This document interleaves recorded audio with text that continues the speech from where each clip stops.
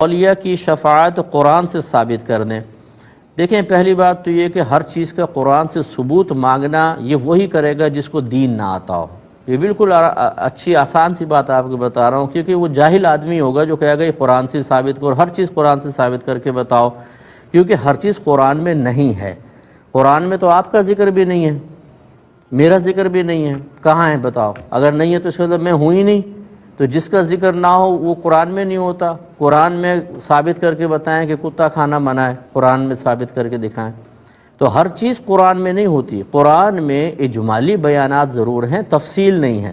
اس کی تفصیل آتی ہے حدیثوں میں، پھر حدیث میں بھی ساری تفصیل نہیں ہے، پھر کچھ آتی ہے جو باقی رہ جاتی ہے، وہ علماء کے ذمے ہوتی ہے۔ علماء نے بہت کام کیا فقہی حوالے کے اعتبار سے بھی اور تفسیر و تشریح کے اعتبار سے بھی، تب کہیں جا کے دین مکمل طور پر نکھر کر ہمارے سامنے آتا ہے۔ یہ جو لوگ کہتے ہیں کہ جی صرف قرآن و حدیث کے ساتھ رہو اور قرآن و حدیث سے استدلال کرو، جو یہ دعویٰ کرے نا اس کو میرے سامنے لائیں، میں اس سے 4 کویسچن کرتا ہوں کہ پورے قرآن پورے حدیث سے نکال کے بتا دو۔ نہیں نکال سکتے، کیونکہ ہر چیز قرآن و حدیث میں نہیں ہے۔ اور اس کی واضح دلیل یہ ہے کہ حضرت معاذ بن جبل رضی اللہ تعالی عنہ کو جب سرکار نے حاکم بنا کر بھیجنا چاہا تو آپ نے پوچھا کہ اے معاذ، آپ کس چیز سے فیصلہ کریں گے؟ عرض کیا رسول اللہ، میں کتاب اللہ سے فیصلہ کروں گا۔ سرکار نے فرمایا فَإِن لَّمْ تَجِدْ، اگر آپ قرآن میں نہ پائیں تو عرض کی میں سنت رسول صلی اللہ علیہ وسلم سے فیصلہ کروں گا، یعنی آپ کی حدیثوں سے۔ پھر سرکار نے فرمایا اگر حدیثوں میں بھی نہ پائیں تو عرض کی پھر میں اپنے رائے سے اجتہاد کروں گا۔ تو نبی کریم صلی اللہ علیہ وسلم خوش ہوئے اور دعا دی کہ اللہ تعالیٰ الحمدللہ فرمائی، اور کہا کہ اللہ کا شکر ہے کہ اللہ تعالیٰ نے رسول کے قاصد کو اس چیز کی توفیق عطا فرمائی جس سے اللہ اور اس کے رسول راضی ہیں۔ اس لیے بچے نہ بنیں، بھولے نہ بنیں، بیوقوف نہ بنیں۔ بہت سے لوگ اس طرح بیوقوف بناتے ہیں، بھئی قرآن و حدیث میں جب سب کچھ موجود ہے ہم کیوں جائیں ادھر ادھر؟ آپ نے ہاں یار بات تو ٹھیک ہے، بھئی پہلی بات یہ کہ سب کچھ موجود ہے یا نہیں، یہ ہے نا کویسچن۔ اچھا، اب آپ اگر یوں کہیں کہ اگر سب کچھ موجود نہیں تو یہ ناقص رہ گیا، ایسا نہیں ہے۔ قرآن میں اجمالی بیان تھا، حدیث کو شرح کے لیے رکھا۔ پھر حدیث میں نبی کریم صلی اللہ علیہ وسلم نے بہت سے امور کو اس لیے ذکر نہیں فرمایا کہ حکمت بالغہ اس میں یہ ہے، اللہ تعالیٰ کی حکمت یہی ہے کہ پھر اس امت کے علماء محنت کریں، ان کے درجے بلند ہوں، لوگوں کو آسانیاں ملیں، لوگوں کی نگاہوں میں ان کا وقار قائم ہو، ان کے قریب آئیں، اور یہ علماء پھر اللہ اس کے رسول سے ملائیں۔ تو اس لیے یہ جو بھی دعویٰ کرنے والا ہو کہ سب کچھ قرآن میں ہے، یا کہے کہ سب کچھ قرآن یا حدیث میں ہے اور ہمیں کسی تیسری چیز کی ضرورت نہیں ہے، وہ شخص بالکل بیوقوف قسم کا ہوگا اور وہ غلط کہتا ہے، اس کو مزاج شرعی پتہ ہی نہیں ہے۔ حضرت عمر فاروق رضی اللہ تعالی عنہ کہا کرتے تھے کہ نبی کریم صلی اللہ علیہ وسلم دنیا سے تشریف لے گئے لیکن معاملہ سود ہم پر واضح نہ ہو سکا۔ وجہ سے یہ تھی کہ نبی کریم صلی اللہ علیہ وسلم جانتے تھے کہ سود قیامت تک مختلف شکلوں میں آتا رہے گا، اس کی صورتیں بنتی رہیں گی۔ تو وہ سینکڑوں صورتیں ایک ہی وقت میں صحابہ کے سامنے کیسے بیان ہو سکتی تھیں، جبکہ بعض معاملات ابھی تھے ہی نہیں سرکار کے دور میں، وہ بعد میں پیدا ہونے والے تھے۔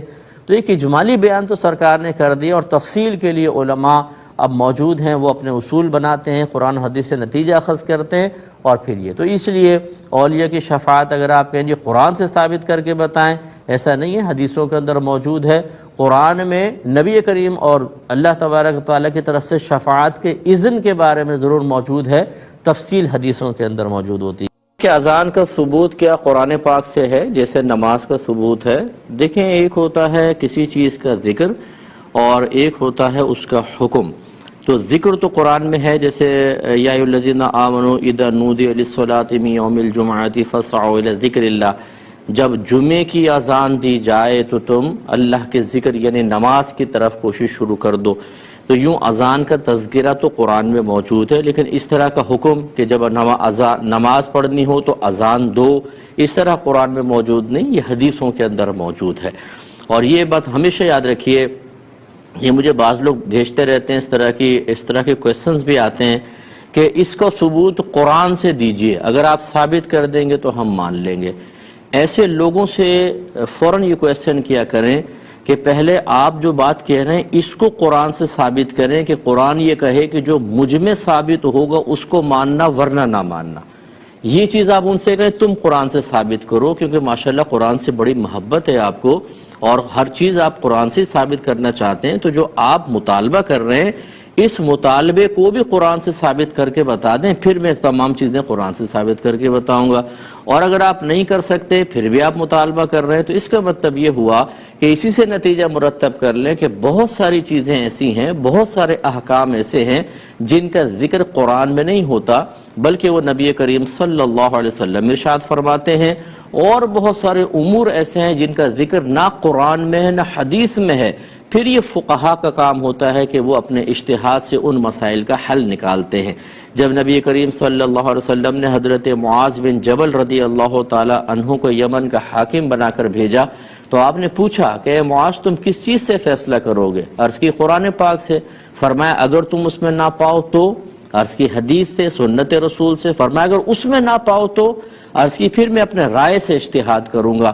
تو میرے آقا صلی اللہ علیہ وسلم بہت خوش ہوئے اور آپ نے اللہ کی بارگاہ میں عرض کی کہ اللہ کا شکر ہے کہ اس نے رسول کے قاصد کو اس چیز کی توفیق عطا فرمائی جس سے اللہ اور اس کا رسول راضی ہیں.